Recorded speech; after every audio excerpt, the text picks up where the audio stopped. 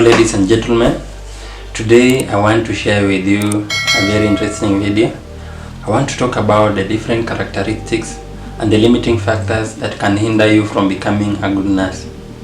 If you are considering undertaking the nursing career, these are the things you should consider before becoming a nurse. And do not become a nurse. Do not study to become a nurse if you have these characteristics. I'm going to explain from my own perspective and the experiences that I've had in the hospital as being a nurse. And if you're working to become one, these are the areas you need to correct.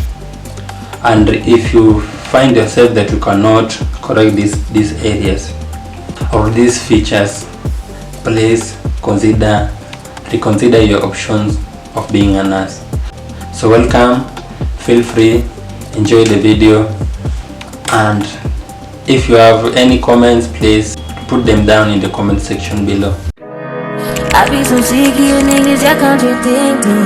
I be so bold myself when you come and fuck me.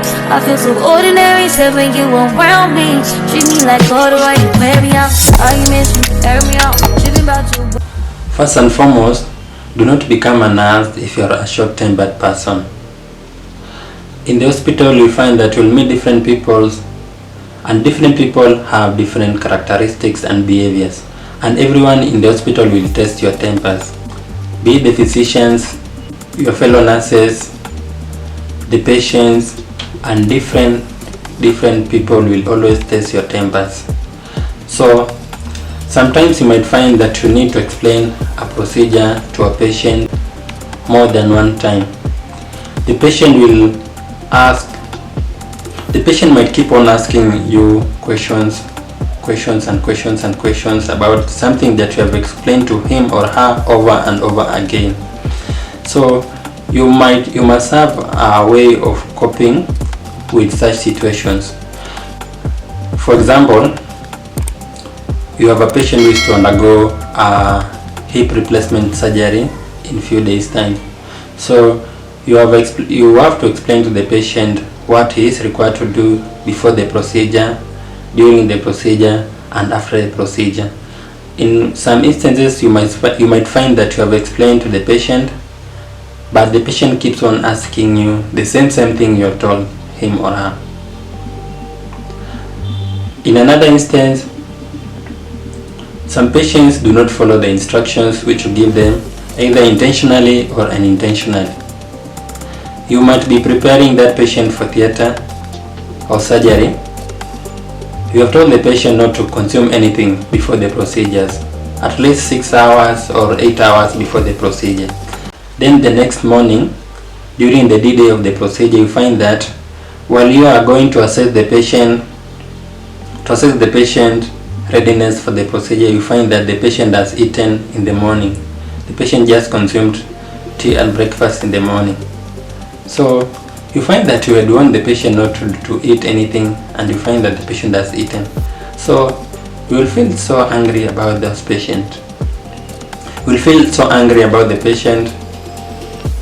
Mind you find that probably everyone was ready for the procedures. The surgeons had already arrived.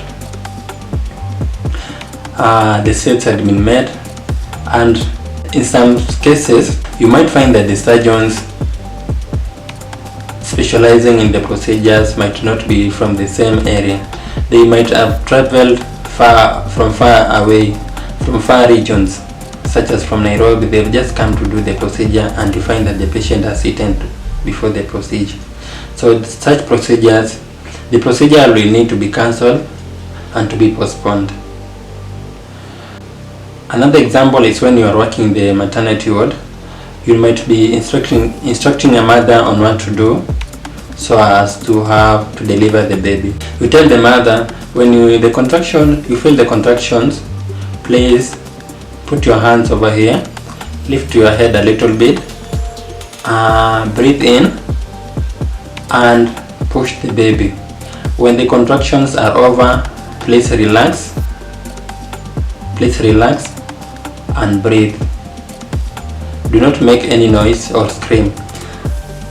Then the mother does exactly the opposite of what you have told them. You find that when the contractions come, the mother keeps screaming and screaming and screaming, or the mother might continue screaming for the next 30 minutes.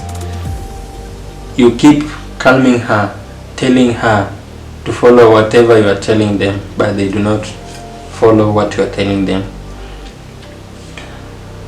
In another case, you find that in the hospital you deal with different kind of patients. You have patients who are mentally challenged, and such patients, they really test your tempers. Such patients you find that they are mostly aggressive, and they might insult you, or they might even beat you. So you have to find a way on dealing with such kind of patients. So if you have a short temper, you might harm your patients or do unnecessary things to your patients. The second thing is that if you cannot withstand bodily fluids and bad smell, this include vomiters, saliva, stool, meconium, pus, tears, and blood.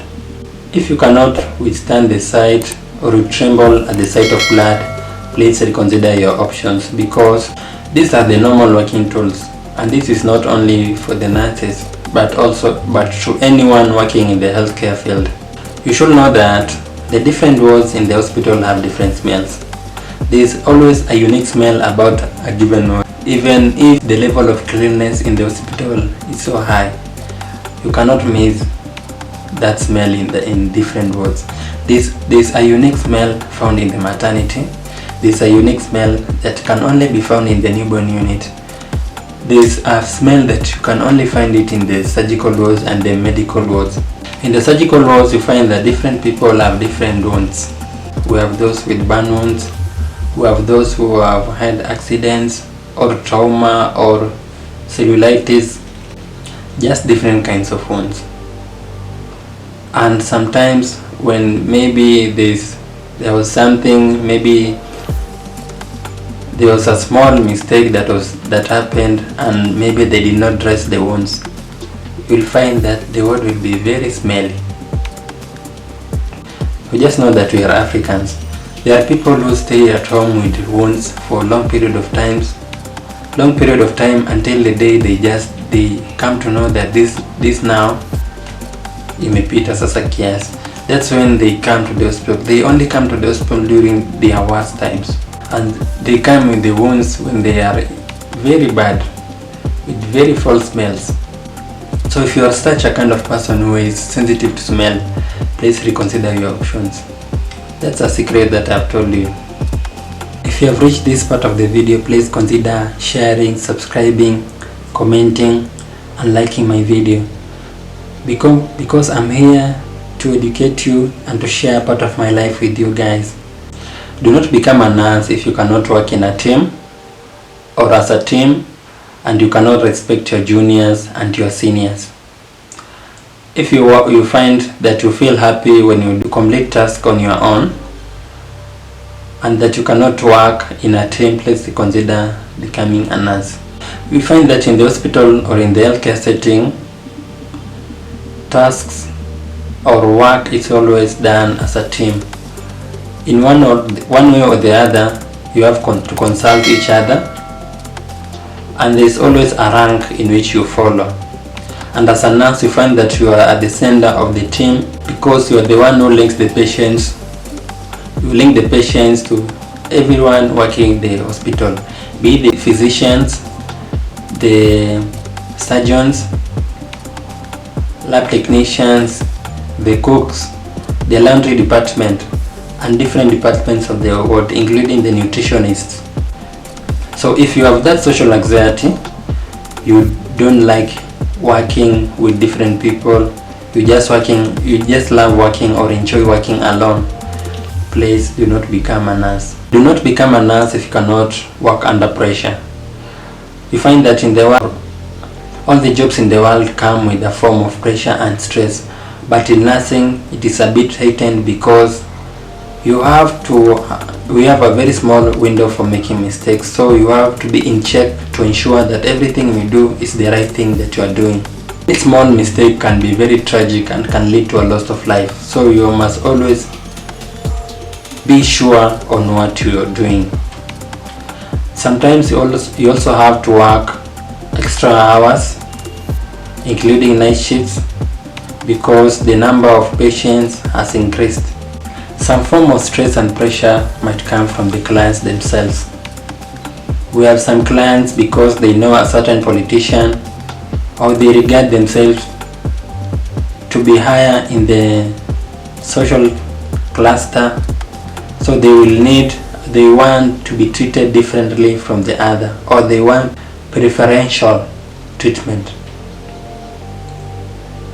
and they may threaten you or insult you or tell you some very demeaning words when you do not serve them, or when you tell them that you are serving everyone equally, or even when you tell them that there's another patient who might be more critical than them, who needs the services before you can serve them. Lastly, do not become a nurse if you cannot withstand a loss of life. In my other video, I explained that nothing in this world prepares you for a loss of life. If you are sensitive to death,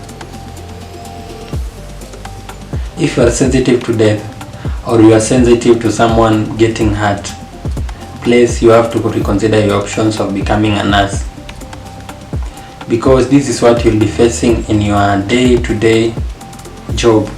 In the ward, each shift you go to the ward, probably someone might complicate and die. Okay, I've talked about the 5 things.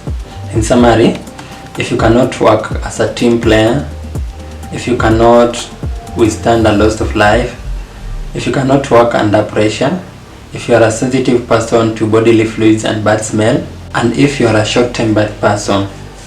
So if you have any of those 5, please work on them or reconsider becoming a nurse, because you will deal with a lot of mental pressure, and you will never be satisfied with your job when you become a nurse, or you might become an aggressive nurse. There are some things which you can work on them. You can work on your temper, you can work on how to get used to the bodily fluids and the different aspects of them. So if you find that you cannot correct any of those, please do not become a nurse. As I'm coming to the end of my video, please consider subscribing, sharing, and let me hear your thoughts down in the comment section below. With that said and done, stay safe, stay healthy, and stay happy.